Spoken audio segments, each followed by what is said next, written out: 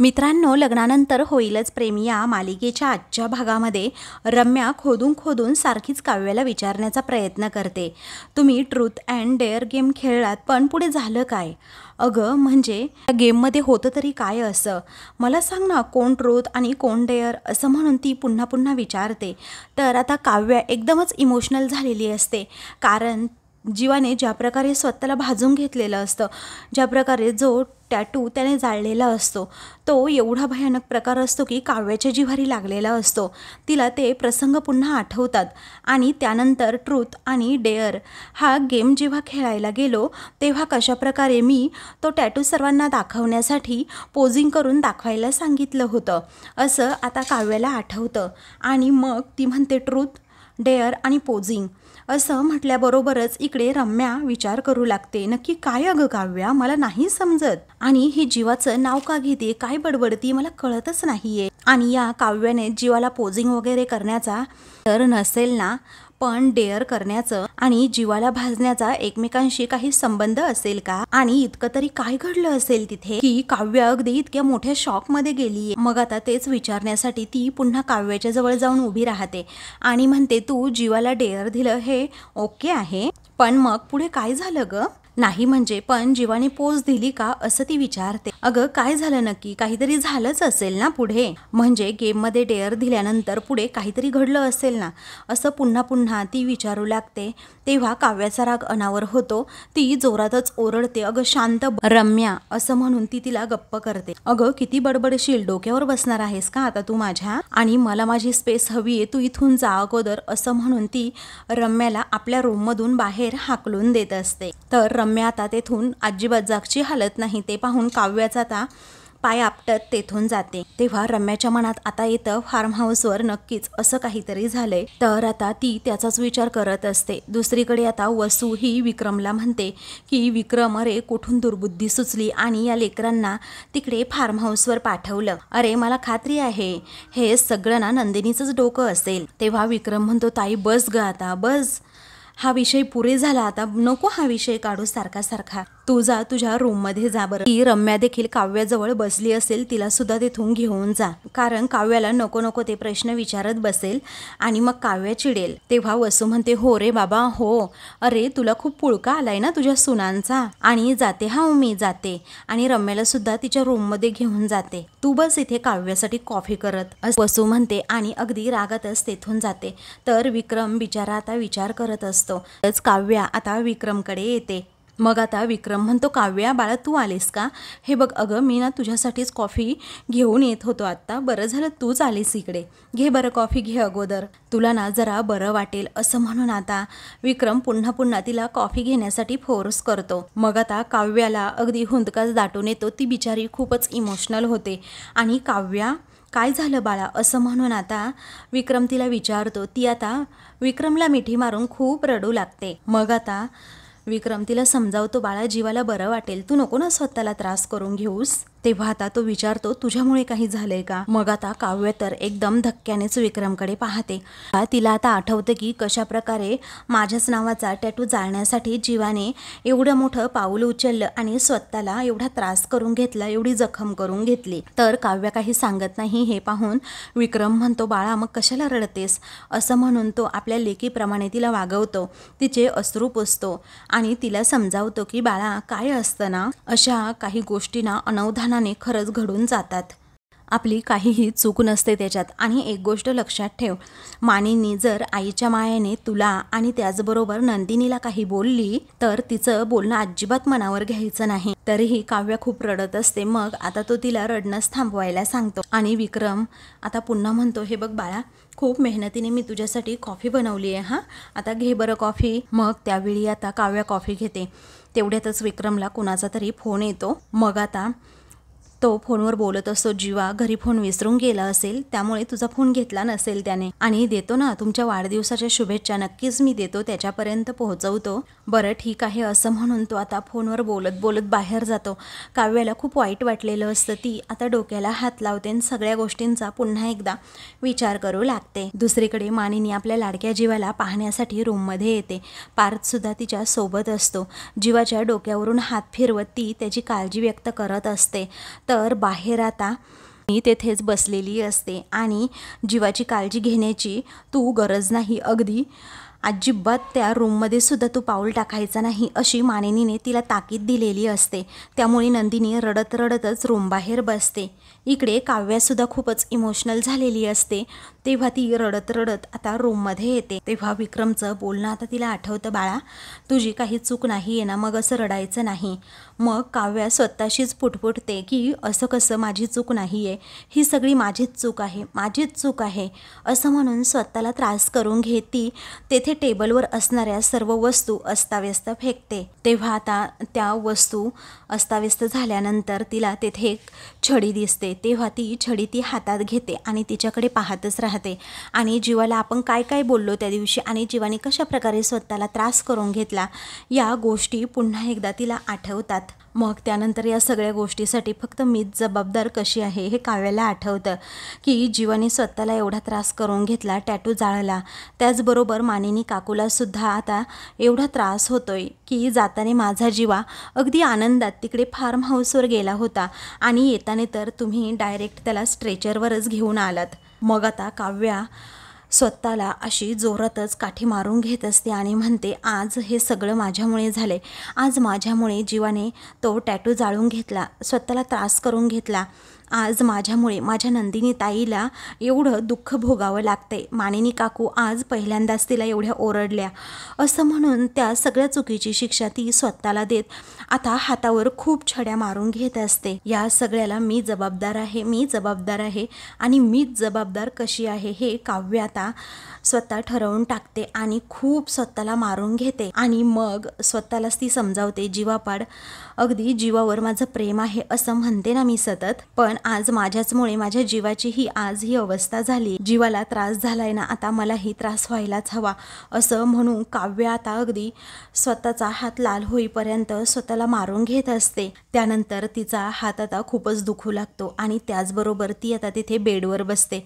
कारण तिला अशी चक्कर आल्यासारखं होत असतं, तिने स्वतःला त्रास करून घेतलेला असतो म्हणून. तिच्या डोळ्यातील अश्रू आता तिच्या त्या हातावर पडतात, तरीही काव्या अजूनही जीवाचाच विचार करत असते. इकडे मानिनी जीवाजवळ बसलेली असते. तेव्हा आता नंदिनी दार उघडून जीवाकडे पाहत असते. तेव्हा मानिनीचं लक्ष तिच्याकडे जातं आणि मग ती लगेचच दार बंद करून घेते, ते पण नंदिनीच्या तोंडावर. तेव्हा नंदिनी आई आई असा आवाज देत असते. आता नंदिनीला खूप म्हणजे खूप वाईट वाटतं आणि ती बिचारी रडतच तेथे पुन्हा उभी राहते, कारण तिला काहीही सुचत नसतं करावं काय, आईंचा राग हा असा घालवावा कसा काय. हा काही वेळाने पार्थ आता रूम बाहेर जायला निघतो, तर नंदिनी तेथेच बसलेली त्याला दिसते, त्यामुळे त्याला त्रास होत असतो. नंदिनी उठते आणि आतमध्ये जायला निघणार, तेवढ्यातच मानिनी पुन्हा एकदा दार बंद करून घेते. आता पार्थ काही न बोलता तेथून निघालेला असतो. तेव्हा नंदिनी त्याच्या मागोमागे येते आणि म्हणते, पार्थ ऐका ना, पार्थ काय झालं, कसे आहेत जीवा, त्यांनी डोळे उघडले की नाही, जखम जास्त चिघळली तर नाही ना त्यांची, आणि ताप उतरलाय ना त्यांचा, सांगा ना प्लीज, मला सांगा ना जीवा काहीतरी,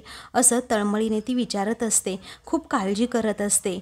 तेव्हा पार्थ म्हणतो, जरा शांत व्हा नंदिनी, तुमच्या सर्व प्रश्नांना एकच उत्तर आहे, त्याची जखमही चिघळलेली नाही, त्याने अजून डोळे उघडलेले नाहीत, त्याचबरोबर तापही त्याचा अजूनही उतरलेला नाही. तेव्हा आता ताप उतरलेला अजून नाही आहे का, असं नंदिनी घाबरतच विचारते. आणि थांबा हा, मी पटकन एक काम करते, थंड पाण्याच्या घड्या त्यांच्या डोक्यावर ठेवते, म्हणजे ना त्यांना जरा बरं वाटेल आणि लगेचच त्यांचा तापसुद्धा उतरेल, तुम्हाला काय वाटतं, बरोबर आहे ना. मग आता पार्थ सांगतो, अहो आईने मला हेच काम सांगितलंय आणि मी थंड पाण्याच्या घड्या आणायला आता चाललोय, मला आईने आणायला सांगितलंय, परंतु त्या तुम्हीच घेऊन जा, त्या कारणाने तरी आई तुम्हाला आतमध्ये येऊ देतील, मला लांबून का होईना जीवाला बघता येईल. मग आता नंदिनी म्हणते की थँक्यू सो मच पार्थ, कारण या निमित्ताने तरी मला जीवांची काळजी घेता येईल. मग आता या निमित्ताने म्हणजे असं का बोलताय तुम्ही, असं पार्थ विचारतो. तेव्हा नंदिनी सांगते, अहो आईंनी सांगितलंय ना की जीवाजवळ जायचं नाही, त्याची काळजी घ्यायला मी माझी समर्थ आहे, तो अजिबात रूममध्ये पाऊल देखील ठेवायचं नाही. मग आता पार्थ विचारतो, तुम्ही गप्प बसणार आहात का मग. तेव्हा नंदिनी म्हणते, नाही हो, मी कशी गप्प बसेल, कारण मी माझ्या परीने ना जीवांना बरं करण्याचे सगळे प्रयत्न करणार आहेत. त्या काहीही बोलल्या, त्यांनी माझा कितीही अपमान केला तरीही मी अजिबात त्या गोष्टीचा त्रास करून नाही घेणार आणि वाईट तर वाटून सुद्धा नाही घेणार. तेव्हा पार्थ म्हणतो, तुम्ही वाईट वाटून घेणार नाही आहात हे ठीक आहे, पण आता आई जे काही वागतीये ना ते मला अजिबात पटलेलं नाहीये. कारण जीवाची ही जी काही अवस्था झाली आहे ना त्याला आपण सगळेच जबाबदार आहोत. पण शिक्षा मात्र तुम्हालाच दिली गेली आहे. मग आता नंदिनी म्हणते, त्यांनी मलाच शिक्षा दिली आहे याचा अर्थ त्यांचा सगळ्यात जास्त विश्वास फक्त आणि फक्त माझ्यावर आहे पार्थ, आणि मीच त्यांचा विश्वास तोडला आहे म्हटल्यानंतर त्यांचं असं वागणं स्वाभाविक आहे ना. मग आता तो म्हणतो, तेही आहेच, पण आईची ना मला अगदी लहानपणापासून भीती आहे आणि ती अजूनही तशीच आहे. कारण लहानपणापासून आई नेहमी मला जीवाची काळजी घ्यायला सांगायची. आता फक्त एकदाच मी काळजी घेऊ शकलो नव्हतो त्याची, तेव्हा आणि तेव्हाच आय थिंक मला आठवतंय शेवटचा, तेव्हाच आईने माझ्यावर हात उचलला होता. आणि आई ही आमच्या दोघांच्या बाबतीत खरंच खूप पॉझिटिव्ह आहे आणि जीवाच्या बाबतीत आता जो काही भयंकर प्रकार घडलाय त्याबद्दलच त्यावर एवढ्या नाराज आहेत. तेव्हा नंदिनी आपले अश्रू पुसते आणि म्हणते, नाही नाही मी आईंची अवस्था समजू शकते. त्यावरती पार्थ म्हणतो, मग तुमची अवस्था? मी तुमची अवस्था तर समजू शकतोच ना, कारण तुम्ही सुद्धा काही चांगल्या अवस्थेत नाही आहात. पण अजिबात काही काळजी करू नका, आपला जीवा येईल शुद्धीवर. मग आता पुढे पार्थ नंदिनीला होप्स देत सांगतो की आता आहे सध्या तो ग्लानीमध्ये, परंतु जेव्हा तो शुद्धीवर येईल ना तेव्हा पहिल्यांदा तो तुमचंच नाव घेणार. तर आता नंदिनीच्या डोळ्यात आनंदाश्रू येतात, कारण पार्थने आता तिला थंड पाण्याच्या घड्या घेऊन जायला सांगितलेलं असतं. तर पार्थ आता आपल्या रूममध्ये जातो, तर पार्थकडे नंदिनी पाहतच राहते. कारण जे काम पार्थला मानिनीने सांगितलेलं असतं तेच काम पार्थने आता नंदिनीला सांगितलेलं असतं, जेणेकरून जीवाला तिला पाहता तरी येईल. इकडे काव्या बेडवर झोपलेली असते, तेव्हा पार्थला तिला तसं पाहून आश्चर्याचा धक्काच बसतो आणि मग तो तिच्याजवळ जाऊन बसतो आणि ह्या तर न जेवताच झोपले आहेत, उठवू का यांना, असा एका क्षणी तो विचार करतो. पण जाऊ देत, दमले असतील म्हणून नको उठवायला, शांत झोपले आहेत तर झोपू देत. आणि पुन्हा तिच्याजवळच तो बसून राहतो आणि मग नंतर पुन्हा एकदा तोच म्हणतो की न जेवता त्या झोपल्या आहेत, खरं तर हे चांगलं नाही आहे त्यांच्यासाठी, असं म्हणून तो अगदी तिच्याजवळ जात काव्या काव्या असा आवाज तिला देत उठवण्याचा प्रयत्न करतो. तरीही आता काव्या उठतच नसते. मग आता पार्थला प्रश्न पडतो, एवढ्या गाढ कशा काही लगेच झोपल्या ह्या, ताप तर नाही आला ना, असं म्हणून तो तिच्या डोक्याला हात लावून चेक करतो, तर ताप तिला आलेला नसतो. मग जाऊ दे, आता हिंना डोळा लागला असेल, आपण डिस्टर्ब करायला नको, नाहीतर या एवढ्या हट्टी आहेत ना अशा स्वतःहून बेडवर तर कधीच आयुष्यात झोपणार नाहीत. त्यानंतर पार्थचं लक्ष काव्याच्या हाताकडे जातं, तर तिचा हात पूर्णपणे लाल झालेला असतो. तेव्हा तो हातात हात घेतो आणि व्यवस्थित चेक करतो, तर आता त्याला आश्चर्याचा धक्काच बसतो. तो म्हणतो की एवढे रोवण कसे उठले असतील काव्याच्या हातावर, कारण असं मारल्यासारखं दिसतंय तेथे, नक्की काय प्रकार आहे हा, काव्याने स्वतःला मारलं की काय? पण नाही, त्या असा स्वतःला त्रास का करून घेतील, जाऊ देत, मी उद्याच विचारेल याबद्दल त्यांना. त्यानंतर आता तो म्हणतो की काव्याच्या हाताला काहीतरी लावायला हवं, यासाठी तो आता तिच्या हातावर मलम लावतो आणि मग त्यानंतर काव्याला थोडं बरं वाटतं. ती एकदम झोपेत असल्यामुळे तिला ते कळत नाही. पार्थच्या मनाला सुद्धा शांती मिळालेली असते की काव्याच्या हाताला मी हा मलम लावला. तर आता मलम लावल्यानंतर इकडे कोणीतरी काहीतरी करतंय हे समजतं, त्यामुळे ती थोडी उठण्याचा प्रयत्न करते, परंतु तिला खूपच झोप आल्यामुळे ती उठत नाही, पुन्हा तशीच डोळे बंद करून झोपते. त्यानंतर तो आता मलम लावला त्या ठिकाणी आता हळूच फुंकर मारतो आणि काव्याकडे खूप म्हणजे खूपच प्रेमाने पाहतो, कारण काव्य अगदी लहान मुलीसारखी गाढ झोपलेली असते. तेव्हा ते त्याला पाहून आता खूपच छान वाटत असतं आणि म्हणूनच तो सारखा सारखा काव्याकडे पाहतो आणि तिच्यावरून नजरसुद्धा आता तो हटवत नसतो. इकडे आता नंदिनी थंड पाण्याच्या पट्ट्या घेऊन जीवाकडे चाललेली असते. तेव्हा जीवा उठून आता दरवाजात उभा राहतो आणि नंदिनीला म्हणतो थांब. तेव्हा नंदिनी विचारते, जीवा तुम्ही उठून बाहेर आलात? मग आता तो म्हणतो की माझ्याजवळ सुद्धा येऊ नकोस. नंदिनी घाबरतच विचारते, असं का बोलताय जीवा तुम्ही? तेव्हा तो म्हणतो, असं आई बोलली बरोबर ना? अगं आईने सांगितलं आणि तू ऐकलंस, याला काय अर्थ आहे? उद्या कुणीही तुला माझ्यापासून दूर करेल आणि तू माझ्याजवळ येण्याचे एफर्ट सुद्धा घेणार घेणार नाही. तेव्हा नंदिनी घाबरते आणि म्हणते नाही नाही, मी एफर्ट्स तर घेतले आहेत ना. तेव्हा तो विचारतो खरंच का? मग आज का नाही घेतले एफर्ट्स, असं तो रागातच तिला विचारतो. कारण मला लागल्यानंतर तू माझ्या जवळ असायला हवं ना, जसं तुला लागल्यानंतर मी तुझ्या जवळ होतो, तुझी काळजी घ्यायला आणि तुला हवं नको ते बघायला. दिस इज नॉट डन, असं म्हणून तो आता नंदिनीला सांगतो, आता मी उठलो तेव्हा तू माझ्याजवळ नव्हतीस आणि हेच सगळं बघून मला खरंच खूप त्रास झाला. इतका त्रास झाला ना की तुला सांगू सुद्धा शकत नाही, असं म्हणून त्याची जखम आता खूपच दुखू लागते. तेव्हा जीवा जीवा असं म्हणून नंदिनी आता लगेच आतमध्ये जाते. तेव्हा नंदिनी अशी तडक आतमध्ये गेल्यामुळे इकडे मानिनीला खूपच राग येतो. ती तिच्याकडे रागातच पाहते. तर आता समोर नंदिनीला जीवा हा अगदी शांतपणे झोपलेला तेथे दिसतो. मग आता जरा तिच्या जीवात जीव येतो. तेव्हा मानिनी आता रागात तेथून उठते आणि नंदिनीला विचारते, काय ग, तू का आलीस इथे? आलीस का तू इथे, असं म्हणून तिला ती जाब विचारते. तेव्हा नंदिनी म्हणते, आई थांबा ना, हो आई थांबा ना. तरीही मानिनी काही ऐकायला तयार नसते.